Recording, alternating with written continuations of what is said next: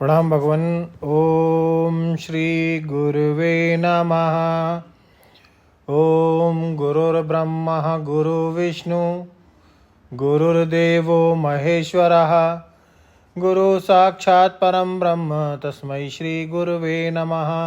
ओम शांति शांति शांति।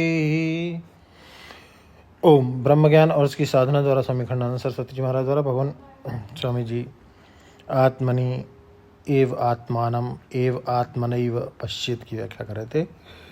स्वामी कहते हैं अपने आप को ही देखें, दूसरे को नहीं। यह वस्तु भेद कट गया। आत्मनि एव पश्येत, यह देश भेद कट गया। और आत्मना एवं पश्येत, यह कारण भेद कट गया। बिल्कुल अपने आप में अपना आपा। अब यह पश्यंती जो है उसे देखो। दृश्य और दर्शन माने मनोवृत्ति रूप आदिकरण और अन्य विषय और अन्य स्थान नहीं रहा। अन्य अस्मिन् काले न पश्येत, अन्य अस्मिन् देशे न पश्येत, अन्य अस्मिन् वस्तुनि न पश्येत, अन्यत वस्तु न पश्येत, अन्येन करणेन न पश्येत। इसका अर्थ क्या हुआ कि यत्र दर्शनम दृष्ट च दृष्टातः पृथक न भवतः, यहाँ दृष्टा और दर्शन पृथक नहीं है, अपृथक है। इसी से पश्यन्ति क्रिया का प्रयोग किया गया। पश्यन्ति क्रिया क्या है? व्याकरण रीति से भी पश्यन्ति क्रिया विवर्त है। क्या विवर्त है इसमें कि यह धातु तो है दृश्य। अच्छा आप देखो, पश्यन्ति वर्तमान में बनता है, उसकी भूतकालिक क्रिया बताओ। जल्दी याद नहीं आवेगी। दर्श और भविष्यकालिक क्रिया बताओ। द्रक्ष्यति तो कहाँ दर्श और कहाँ द्रक्ष्यति, और यह पश्यति बीच में पा कहाँ से आ गया। तो यह जो परिवर्तन है यह बताता है कि यह दर्शन का विवर्त है, माने वास्तविक दर्शन नहीं है। अदर्शन की निवृत्ति के लिए, अदर्शन का भ्रम निवृत्त करने के लिए एक विवर्तात्मक दर्शन है। माने यहाँ देखने वाला और दर्शन ये पृथक पृथक नहीं है। ऐसा ध्यान जहाँ मन और इंद्रियों का निषेध हो गया, ऐसा ध्यान जहाँ ध्येयता के लिए विषय की अपेक्षा नहीं है, और हृदय में ध्यान करें कि बाहर ध्यान करें इसकी अपेक्षा नहीं है, क्योंकि अन्य वस्तु ही नहीं है। स्वयमेव आत्मानम आत्मनम वेत्थ त्वं पुरुषोत्तमा। पुरुषोत्तम तुम स्वयं अपने आप से अपने आप में अपने आप को जानते हो। यत्र चैव आत्मानं पश्यन् आत्मनि तुष्यति। ऐसा ध्यान कि जिस ध्यान में श्रद्धावितो भूत्वा आत्मन्येव आत्मनं पश्येत।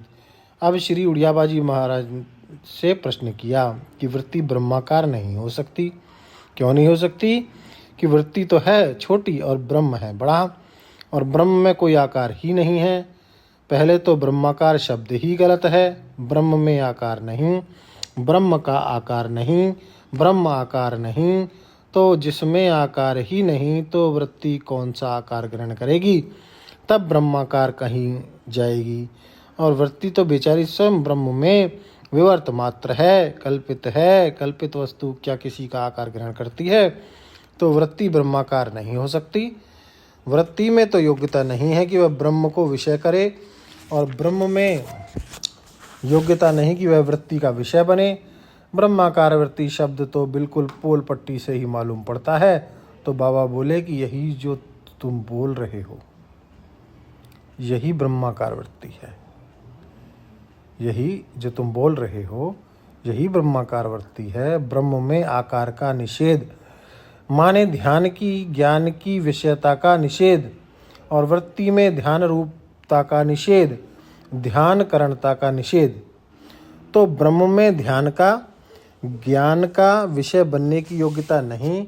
यह तो ब्रह्म के अनात्मत्व का निषेध हो गया, और वृत्ति में ब्रह्म को ग्रहण करने की योग्यता नहीं। यह वृत्ति के करणत्व का निषेध हो गया।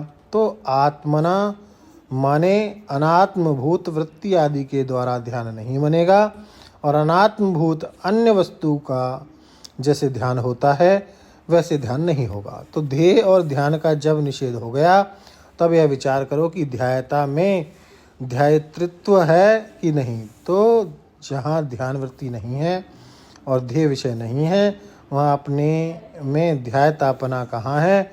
तो अंतःकरण का संबंध ही कट गया। तो विषय गृहिणी वृत्ति और वृत्ति के समूह वृत्ति पुंज अंतःकरण के संबंध में लेश से शून्य, अर्थात जागृत स्वप्न सुषुप्ति की कल्पना से विरहित, पंचकोश की कल्पना से असंसृप्त, देश काल वस्तु भूत भविष्य की कल्पना से संसाधित, देश की कल्पना से अनाक्रांत, द्वैत की कल्पना से सर्वथा विनर्मुक्त केवल अपना आपा ही है। और इसमें दर्शन और दृश्य का भेद नहीं है। पश्यंती का अर्थ है यह दर्शन भी विवर्त मात्र ही है।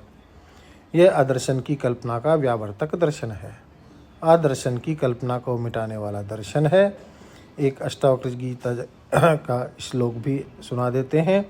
तजेव ध्यानम सर्वत्र मां किंचिद हृदय धारय, आत्मा त्वं मुक्त एवासी किम विमर्शम करिष्यसि।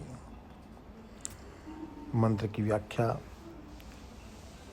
के साथ सत्संग को आगे बढ़ाएंगे भगवान अगले सत्संग में। ओम शांति ही शांति ही शांति। प्रणाम भगवान।